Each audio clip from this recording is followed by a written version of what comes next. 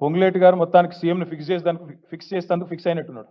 ఎందుకంటే రెండు విషయాలు క్లియర్ బ్రదర్. ఒకటి, ఈ ప్రభుత్వానికి చట్టాలు తెలిసినట్లేవు, చుట్టరికాలు కూడా తెలిసినట్లేవు. భార్య తమ్ముడు తప్ప ఆయన బావమరిది కాదంటాడు. భార్య తమ్ముడు ఏమవుతాడు తమ్మి? నీకు బావమరిదే కదా తమ్మి.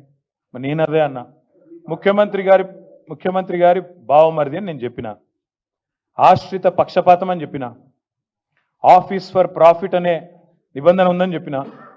అది ఎవరో తెలియదు, ప్రివెన్షన్ ఆఫ్ కరప్షన్ యాక్ట్ మీ రాజీవ్ గాంధీ తెచ్చిండు 1988లో తెచ్చిన చెప్పిన.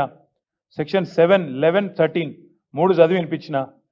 ఇవన్నీ విన్న తర్వాత పొంగులేటి గారు ఆగమేఘాల మీద వచ్చి ప్రెస్ మీట్ పెడితే నాకు అర్థమైంది ఏంటంటే, అర్జెంటుగా ముఖ్యమంత్రి గారిని పదవిలోంచి ఊడబిక్కాలన్న ఎజెండా మంత్రి గారికి ఉన్నట్టున్నది. రూపాయి కరప్షన్ జరిగినా, 8,888 కోట్లు జరిగినా దానికి ఖచ్చితంగా తప్పకుండా చర్య ఉంటుంది. ఆ అవినీతి వ్యతిరేక చట్టం కింద, ప్రివెన్షన్ ఆఫ్ కరప్షన్ యాక్ట్ కింద తప్పకుండా చర్య ఉంటుంది. నిజంగా మంత్రికి చిత్తశుద్ధి ఉంటే నేను రాజీనామా చేస్తా అని హుంకారాలు చేస్తున్నాడు. నేను చూసిన మంత్రి గారు, నేను అడుగుతా ఉన్నా, నిజంగా నీకు చిత్తశుద్ధి ఉంటే నువ్వు రా. మీరు నేను ఇద్దరం కలిసి హైకోర్టు సీజే దగ్గర పోదాం. వెంటనే సిట్టింగ్ జడ్జితోని ఎంక్వైరీని అడుగుదాం. సిట్టింగ్ జడ్జి గారు కనుక ఇందులో ఏం జరగలేదు, మొత్తం పెట్టండి ఫైల్స్ ఆయన ముంగట, గతము ఇప్పుడు మొత్తం పెట్టండి, తప్పులేం జరగలేదు అని ఒకవేళ వారు తీర్పునిస్తే, ఆయన రాజీనామా అన్నాడు కదా, రాజీనామా కాదు, నేను రాజకీయ సన్యాసం చేస్తా.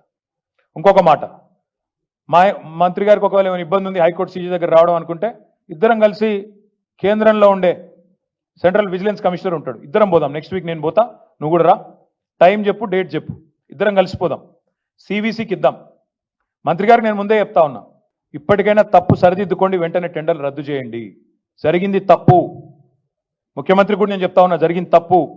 100% ఇది ముమ్మాటికి నీకు తెలుసు, ఇరికిపోయినావు అని తెలుసు.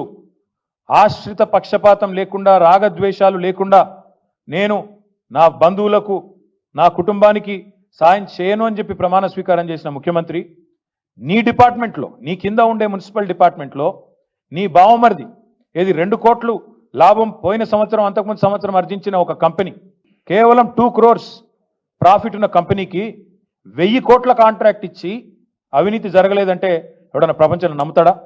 వస్తావా మరి? సివిసి దగ్గరకు వస్తావా? హైకోర్టు సీజే దగ్గరకు వస్తావా? నేను వస్తా. డేట్ చెప్పు, టైం చెప్పు, నువ్వే అపాయింట్మెంట్ తీసుకో. మంత్రి గారికి అంత చిత్తశుద్ధి ఉంటే రా, నేను వస్తా. వాళ్ళ విచారణ మొత్తం ఫైల్స్ పెట్టండి. ఇప్పటికైనా ప్రభుత్వాన్ని నేను డిమాండ్ చేస్తున్నా, సిగ్గు తెచ్చుకోండి. ఇంత బరి తెగింపు మంచిది కాదు.